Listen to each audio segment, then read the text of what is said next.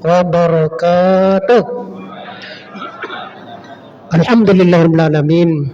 Wassalatu wassalamu ala asrafil mursalin wa ala alihi wa sahbihi ajmain, amma ba'dun. Pertama mari kita bersyukur kepada Allah Subhanahu wa taala. Salawat dan salam semoga tetap tercurah kepada Nabi kita, Nabi besar Muhammad sallallahu alaihi wasallam. Semoga kita mendapat syafaat beliau nanti di Yaumul Jaza. Malam hari ini saya diberi judul yaitu Al-Quran obat dari segala-galanya. Memang iya, karena Allah Subhanahu wa taala berfirman dalam surat 17 ayat 82. Bismillahirrahmanirrahim. Wa nunazzilu minal Qur'an ma huwa shifaa'un wa rahmatun lil mu'minin. Dan kami turunkan dari Al-Quran sesuatu yang menjadi penawar atau obat dan juga rahmat.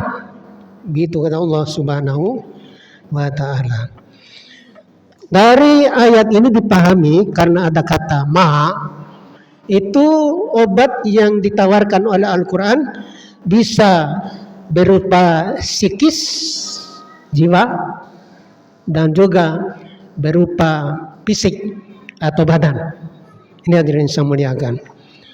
Yang berupa psikis, Rasulullah Ibnu Mas'ud pernah didatangi oleh para sahabat yang lain. Dan ada salah seorang di antara sahabat yang datang itu mengadu kepada Ibnu Mas'ud. Wahai Ibnu Mas'ud, tolong nasihati aku. Beberapa hari ini aku susah tidur, nggak enak makan, gelisah, nggak tahu sumbernya dari mana. Dijawab oleh Ibnu Mas'ud, kalau itu penyakitmu yang menimpamu pada saat ini, nasihat Ibnu Mas'ud, maka bawalah ke 3 tempat. Begitu kata beliau. Yang pertama kata Ibnu Mas'ud adalah bacalah olehmu Al-Quran. Begitu katanya. Atau kalau kamu tidak mampu membaca sendiri, suruh orang membaca Al-Quran, kamu dengarkan dengan baik. Jadi kata Ibnu Mas'ud, yang pertama adalah membaca Al-Quran. Diyakini dengan membaca Al-Quran atau mendengar orang membaca Al-Quran, maka penyakit yang diderita oleh orang yang tadi gelisah, gundah gulana, gak enak makan, gak enak tidur, dan seterusnya, insya Allah bisa sembuh dengan membaca Al-Quran. Yang kedua kata Ibnu Mas'ud, kalau dengan membaca Al-Quran belum sembuh, maka bawalah atau datangilah tempat-tempat majlis ta'lim, di mana di sana nanti ada ustadz yang menceritakan tentang ayat-ayat Al-Quran, tentang hadis dan lain sebagainya. Jadi diyakini dengan bergabung dengan majlis ta'lim, penyakit yang diderita oleh sahabatnya tadi akan sembuh. Begitu. Kalau dengan Al-Quran enggak juga bisa untuk menyembuhkan penyakitmu dan juga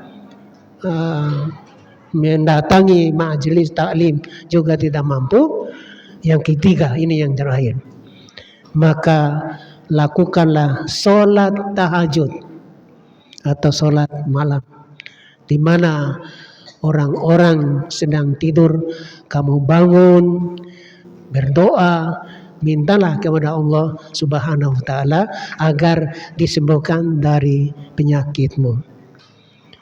Kalau juga dengan 3 hal tadi tidak mampu menyembuhkan penyakitmu, maka mintalah kepada Allah Subhanahu wa taala hati yang lain. Sebab itu bukan hatimu, itu batu, kata Ibnu Mas'ud. Diyakini bahwa dengan 3 hal tadi, insya Allah gelisah, gundah gulana dan lain sebagainya yang berupa psikis, berupa kejiwaan akan bisa sembuh. Begitu kata Ibnu Mas'ud.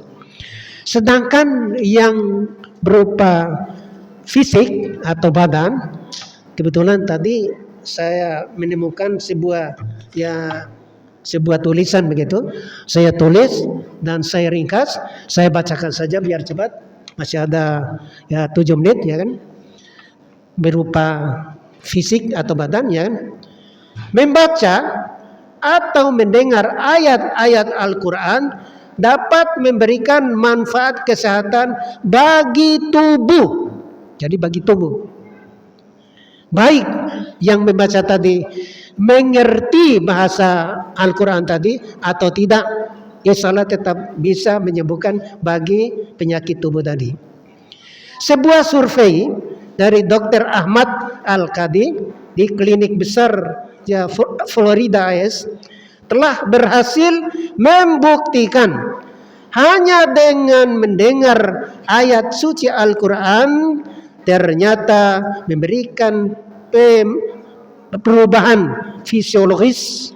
Fisiologis adalah cabang ilmu biologis yang belajar fungsi dari sesuatu organisme makhluk hidup, gitu katanya, yang sangat besar. Termasuk salah satunya dapat menangkal berbagai macam penyakit yang bersarang di tubuh.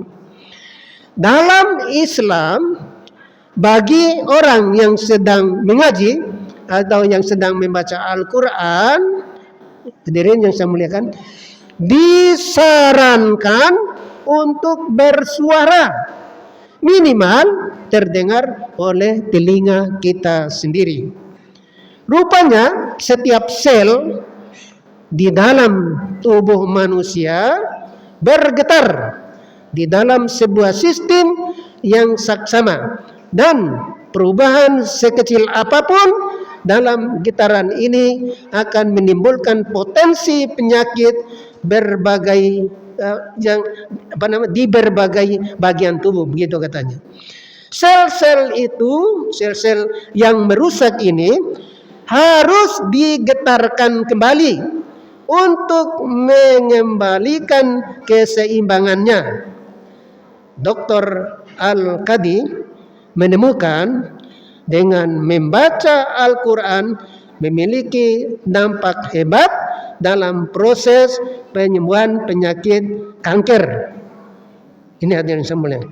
Tentu saja dengan membaca penuh dengan keyakinan, bukan hanya membaca.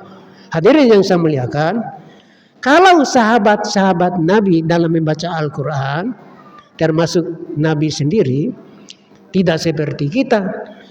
Kalau beliau menemukan atau ketika sedang membaca ayat-ayat yang berupa janji Allah Subhanahu wa taala, berupa surga, berupa kebaikan dan sebagainya, diam sebentar lalu berdoa, ya Allah, turunkanlah rahmat untukku.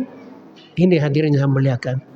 Dan bila Nabi dan para sahabat membaca ayat-ayat yang berupa ancaman, berupa neraka dan siksaan lain, hadirin yang saya muliakan, maka Nabi dan para sahabat diam sebentar, kemudian berdoa, Rabbana atina fid dunya hasanah wa fil akhirati hasanah wa qina adzabannar.